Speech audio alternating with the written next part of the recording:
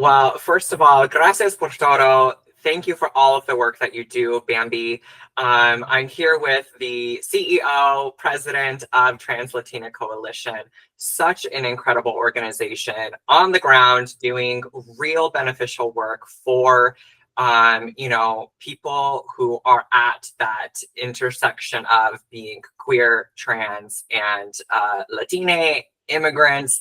So first off, just thank you for agreeing to sit with me and have a little conversation. No, of course, and thank you so much for the opportunity to have this conversation that obviously a lot of people don't necessarily talk about, right? Because, particularly in the immigrant movement, right? It's very heterocentric way of thinking, right? And so um, most times, if not always, they don't really think or consider or do any work on the lives and experiences, as it relates to immigration of trans and queer people. There's a couple of things that we have to highlight to understand, right? That, um, you know, about a third of the population of Los Angeles County, right, is made of immigrants, right? And so there is a significant portion of the 12 million people who live here who are immigrants. And naturally, and also, the majority of the population um, who live here in Los Angeles County are Latino people, right? And so naturally, trans Latino people are the biggest population in Los Angeles in the trans community, right? And so, like, I'm just kind of like trying to break it down, right? The Trans Latina Coalition has been the very front, right, of the immigration movement. Like, I myself, I'm an immigrant, right? I myself have experienced immigration detention and all of those things, right? And so, um, it is not just a personal but an important cause to me and to many of us. So thank you so much for taking this on. It's my pleasure, truly. I want to start by asking you, how has the Trans Latina Coalition partnered with local cities and government officials in recent past, and what kinds of policies, programs, or resources do you, hope to see local cities expand to do better in order to support queer and trans immigrant communities? Currently, right now, the Trans Latino Coalition is part of um, a coalition here in Los Angeles that is called Immigrants RLA. And so there's 6 organizations that are the steering committee, right? They are the leads of this um, of this I want to say campaign or movement in some ways. And so the 6 leads of those are Chirla, the Filipino Worker Centers, COFEM, CAIR, and the Trans Latina Coalition. And so there are also about 100 immigrant serving organizations that are part of this coalition, right? And so we collectively work together on addressing the needs and issues of the broader immigrant community here in Los Angeles. We want to make sure that trans people who are immigrants are also included in that. And so we're really grateful that we're part of the leadership of that. And we work closely with, our local elected officials, right? Because it is important that they also understand all of what I just told you, right? That we make the biggest population in the county, and we are one of the populations that contributes most to the economy of this county. And just recently, right, like the fires that just happened, right? Or even when COVID, right, hit all of our communities, right? Like immigrant communities, and particularly Latino communities who are immigrants, right, are the ones who do the work, right?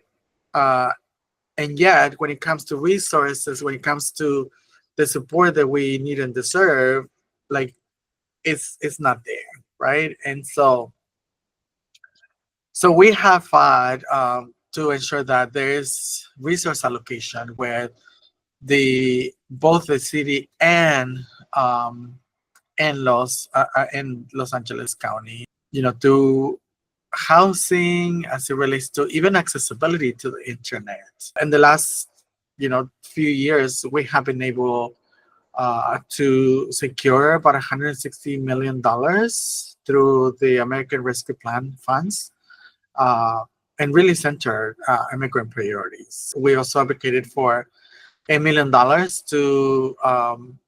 to be secured to an initiative that is called Represent LA to expand access to immigration legal services, particularly with everything that is going on right now. I also have advocated for $50 million in cash assistance for a program, uh, through CAPI, which is the cash assistance program for immigrants. And so that's something that we were able to ensure that that happened. And so those are just some of the things that we've done. We're doing power building to other smaller organizations. We have about 26 serving organizations that are funded through the Immigrants LA Coalition, for them to learn about advocacy and really implement advocacy strategies for them to get the resources that they also need and support. And I know that I gave you so much, but how we as a trans people fit into that, right, is that we are part of the leadership, right? And that is why it's important that we are part of the leadership so that we can advocate and also make decisions on not not just on our community, but also like how is it that all of our communities can benefit, right? Mm. So yeah, really really grateful and important that that we are at the center of all the work that is happening. Thank you, for explaining very thoroughly, just a brief picture of all of the incredible work that you're doing. And I love to hear that you are, have support around you in other organizations and in local politics as well. I think that that is so important. And, it's just, it gives me a lot of hope to hear, like just all the different, programs and resources and all the different funding, coming in and towards, the communities. So thank you so much for that clarity. And that is just locally, like Yeah, we it's like much more than national, that. yeah, nationally there's a lot going on. Obviously, this administration is just gone wild, you know Really? yeah. And so that's why we want to make sure that our local governments understand, right, like what needs to happen to support and protect our communities. And that is why we're working also at the state level, right, to ensure that you know people who are street vendors, for instance, right, like they are protected, and that ICE don't just at any given moment can come and swoop them off the streets, right? Like they're part of the state and they're part of the county, and they should be protected and supported in that way. And so yeah, so we're doing multiple things to ensure that immigrant communities are supported the best possible way. Love that. Thank you for that highlight. I think it's so important to support local small businesses. There's a taco truck right across the street from my apartment behind me, and I love going there. I go there almost weekly. Best tacos in LA, hands down. But I also love that you highlighted the importance of local politics. I wanted to directly ask you about that because in California, we have pretty strong sanctuary laws, right? We are considered one of the safer, states in the United States during this administration. But sometimes the enforcement doesn't always follow through because it depends on very local leadership. And so I wanted to ask you, from your perspective as a leader in the movement, how can local elected officials still improve and continue to inspire, people nationally to continue to advocate and, do better for trans, queer, and immigrant communities? I mean, I think one of the first things that people who are elected officials need to understand that they are servants to the people, right? Like they are public servants, right? Yeah. And so when we talk about people, we talk about all people, right? And I think a lot of times what happens is that like when trans and queer people, right, like comparison to the broader public, right, like we're like a small community, yet we are the ones who are most impacted in many different things, right? Like because we're a small community, you know, our issues are like, you know, super high, right? For instance, you know, the homelessness crisis here in Los Angeles, right? Like they say that there are about 60,000 people who are homeless in Los Angeles, right? And then in the last homeless count, they actually counted because of the advocacy that we have done over the years, right? They have counted in the last homeless count about over 2,000 trans and gender expansive people that were homeless on the streets, right? And so we have now tangible numbers, right, to where we can make the case for the investment that needs to happen for our communities to move from where we are in our society, right, to a better place within our society, right?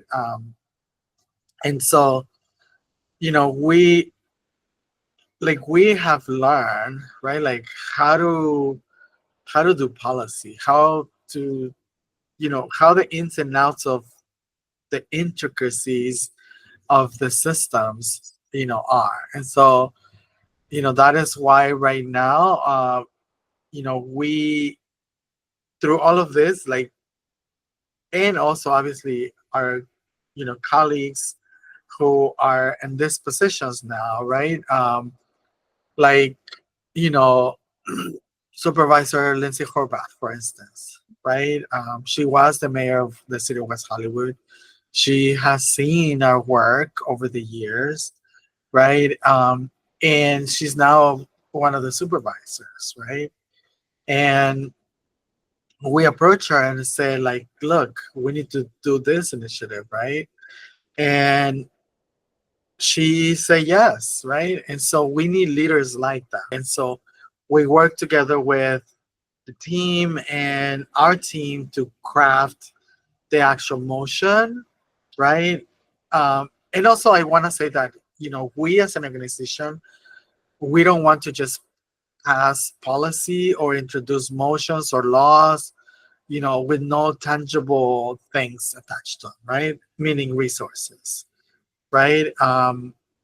And so we work with them and we also look at the budget and like look at different things and say like, okay, let's introduce this initiative, which is a TGIW, and which, it already passed. It's already in this year's budget.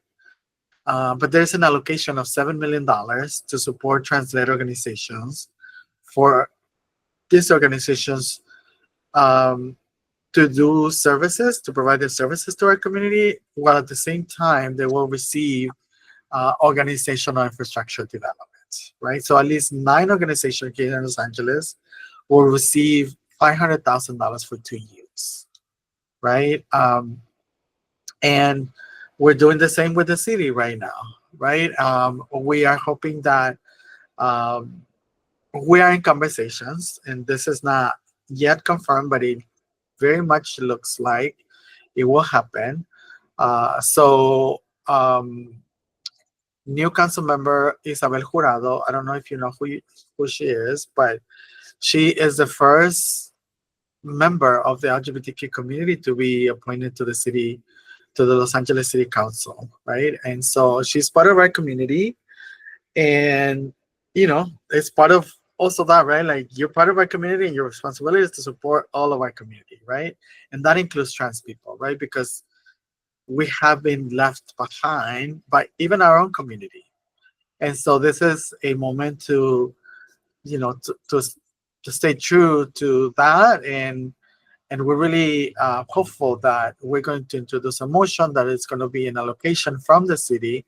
And the hope is that there's a total of at least $10 million to support translate organizations and to support our community as a whole. So that's some of the work. And right now in the state, we have Assembly Bill 1487, which there is a request of $50 million to support translate organizations across the state. And we're confident that is going to happen. Wow. I love to hear all of the funds being reallocated to, those most vulnerable, because, we hear the saying, protect the dolls all the time, but it's time to pay the dolls. And right. I love to hear that is happening. Yeah. I mean, and that's the thing, right? Like, people expect us to do work for free, right? When we are one of the most, if not the most vulnerable populations, right? The ones that are one of the most exploited, right? And one of the most that is like always in survival mode. And so if we want to move up in the societal um, ladder, right? We we have to get the support and resources that we need in all ways, and access to to good paying jobs, access to be able for us to demonstrate our talent, and be paid for it. And so I hope that you're getting paid for what you're writing. I am. Thank you. Okay, Thank you so good. much. I am. Yes, you speak the truth, and this is why I was so excited for this conversation, because every time I've heard you speak, I think the first time I heard you speak was like 2017 at Trans Pride in Seattle or something. Like, Were I you there forget when I the shaved year. my head? Yeah, when you shaved your head. That was the Oh first yeah. time I met you. Oh yeah. That was in 2015 actually. Oh, 2015 was it? Yeah. Wow. Yeah. So that is my earliest memory of you, and it will forever stay with me, because you had so much power in everything you had to say, and it's unfortunate that you're having to repeat yourself and say much of the same things still 10 years later. But I'm thankful for everything that you do. And so I also want to point out, like, you highlighted that it's incredible to hear how local, government is getting involved and supporting the work. And we can't rely on these systems, because these systems are not built for us. These systems, continue to oppress us. And so thank you for highlighting that. And so, as a grassroots organization, you are doing the work, not just with governments, not just in passing legislature, but in doing real work. And so I want to thank you for that.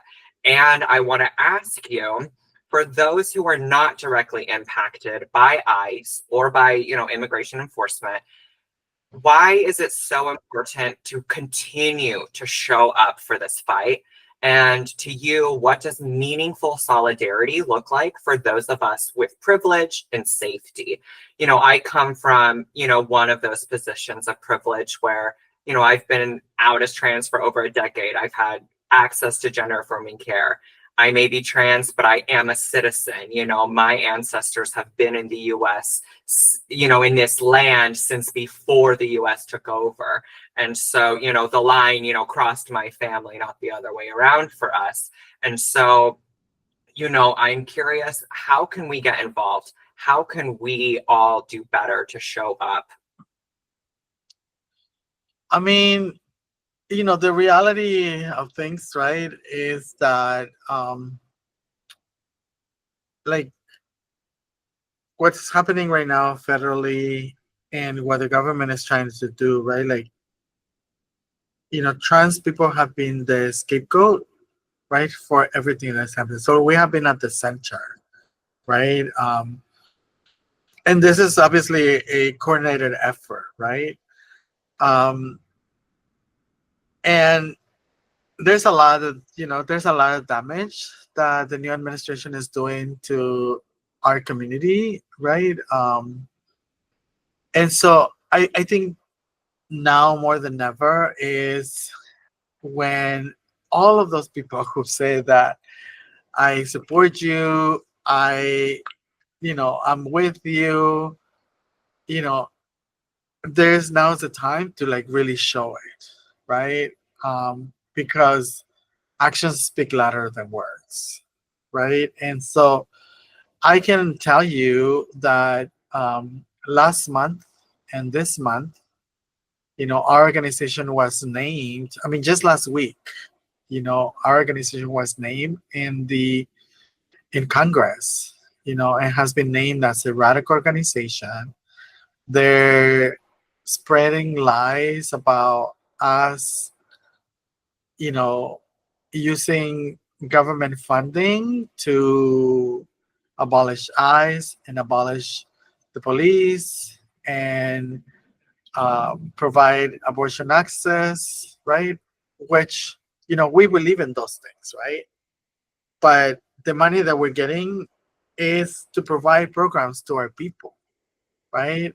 So the fact that they're saying that, that we're using the money to do this other stuff, right? Like they're calling us radical organization, right? Like, and what I said is, you know, if serving our people with love and try to provide some decency to transgender expensive intersex communities, if that is radical, then we are radical, right? Um, but the truth is that, our organization is being defunded, right? With multiple programs. And, now is when people can step up, right? And we understand that our work is not possible if it's not done through coalition, right? Like there's other people that support our work and fund our work and support us, right? But I think this is a time to not just support our organization. Please do support our organization, right? But there are many other translate groups and organizations across the country who, are also in other critical states, right? Like in the South, for instance, right? That they are also being defunded. The private sector is taking stance as to like not, um, you know, not funding and supporting organizations that have anything to do with DEI, right? So, and that's because of the federal government, right? And so, like, people are really falling into um, following the rhetoric that the federal government is putting out there, right? And so we know that there's a lot of money in philanthropy, right? And it's a moment for people to really step up and understand that, right now is not the time to continue to build gay ink, white gay ink, right? Like they got marriage equality, and okay, now is our community who has been under attack, right, for years now, and it's the time for Gay White Inc. to use their power, their resources, their connections, and really invest in the trans movement. right? And invest in organizations like ours, like others, who are doing the work, right? Like we can do the work, we can strategize, we can mobilize, we can organize, but we need the resources. And now at a time to where like our governments are defunding the essential programs that our communities depend on, that's how the philanthropic partners can step up and supplement some of that. I think there has to be a shift in the way philanthropy distributes money, but also there has to be an elimination of the hypocrisy that continues to exist within that, right? Because some of the same people who, and I say people because people are also corporations, right? Some of those are corporations, some of those people who are funding us and funding the um, some of the organizations that we are part of are the same ones that are funding also the other side, right? And so there is a level of hypocrisy, for instance, like, all of these corporations, right? Like, and I'm not gonna, I mean, I can name some, but they are some of these entities who, they want their logos blasted all over the place, particularly during Pride, right? But those are the same corporations that are funding their candidacies, they're funding, their political parties, right? And so, yeah, they just need to stop the bullshit. Couldn't agree more. Call them out. I love to hear you say it. I also would be remiss without giving you space to highlight the way that people can get involved in LA locally next month if you want to talk about the Walk for Humanity. Oh yeah, no, thank you. Please, yes. So yes, because of everything that is happening, everything that all of our communities are experiencing, um, and because what is happening to us as an organization, we decided to do something about it, and we are organizing the Walk for Humanity. And the Walk for Humanity really is an event that is calling for all people to stand in solidarity with one another, um, while at the same time support fundraising for to supplement the programs that we are losing as an organization. And so we are hoping that we can get 1,000 people to help us raise $1,000 each, um, and to come and celebrate and be among community. And we're inviting all movements, all people to stand in solidarity and come and show up for us, for our organization, that will ultimately provide support and services for our community. And so the event will take place in Los Angeles on August 24th, at 9 a.m., and starting in Silver Lake all the way to Sunset and Western. And we're going to have a stage, we're going to have performances, we're going to have a resource fair. It's going to be super cute. So hopefully, we get to see you all there. Wonderful. I will be there. I am very much looking forward to it. Thank you for all of that information. I hope, it's a wonderful, successful event because not only because you need it, but also like it's going to be really fun. It's going to be super cute. Yeah. And I think that, in order for this work to be sustainable, we have to have moments of joy. We have to celebrate. Like, having a concert and coming together in community is a way to protest. It is a way to, raise funds for the movement. And that is such a beautiful reminder. I also kind of want to end with, or maybe I have one more question after this, but I want to ask you what role, joy and hope kind of play in, your organization work. like, how can we sustain this work? You know, we are facing a lot of attacks that we've talked about. We are facing, you know, alarming raids here in LA and, you know, attacks from the federal government. So how can we be sustainable? How can we continue to push forward? And what role does joy kind of play for you? What does that look like? I mean, I can only share my own personal experience on this, right? You know, like if I get to think of everything that is happening, right? Like again, I always say that I am an intersection walking, right?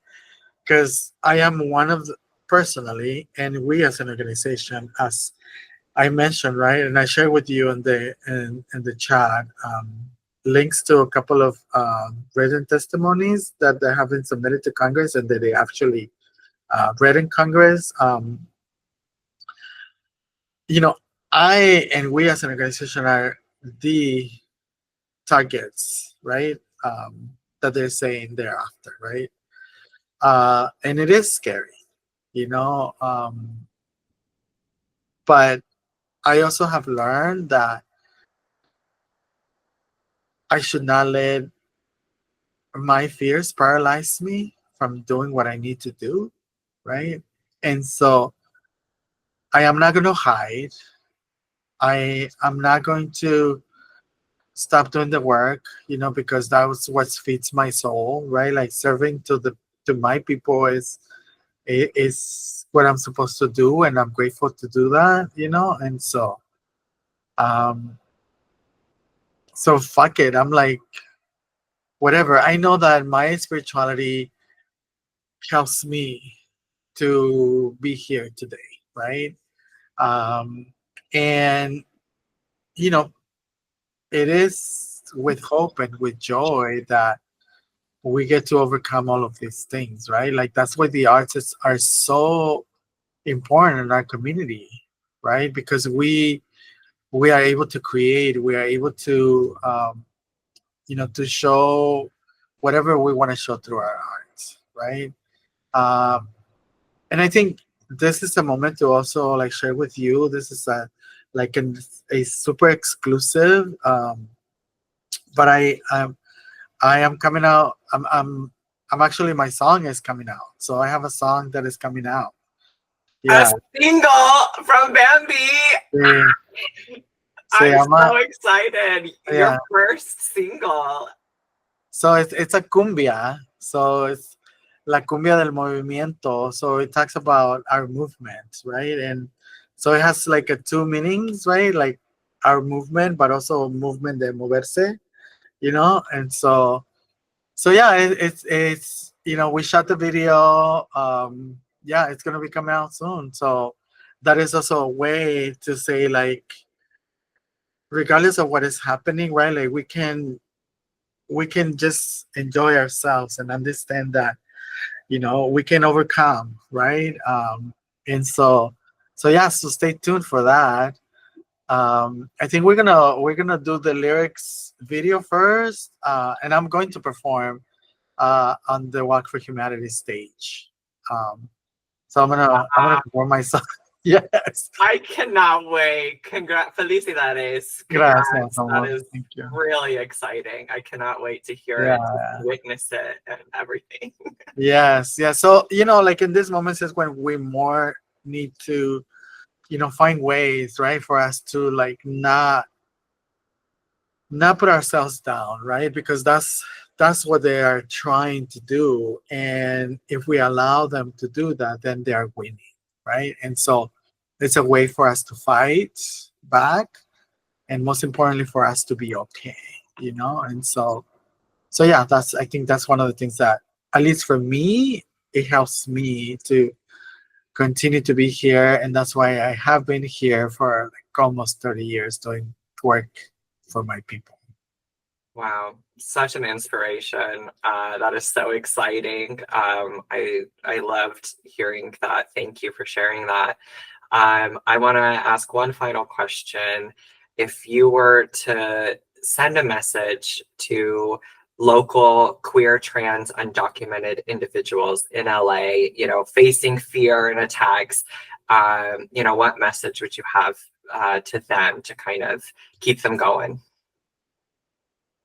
I mean, I think the only message that I would say to the beautiful, amazing, incredible people who will be listening or will be reading or watching this is that, you are a divine creation, and you deserve to be who you are, and you deserve to exist in this world, and just be you and walk your path the way you want to walk it, with dignity and love and respect for yourself and for others.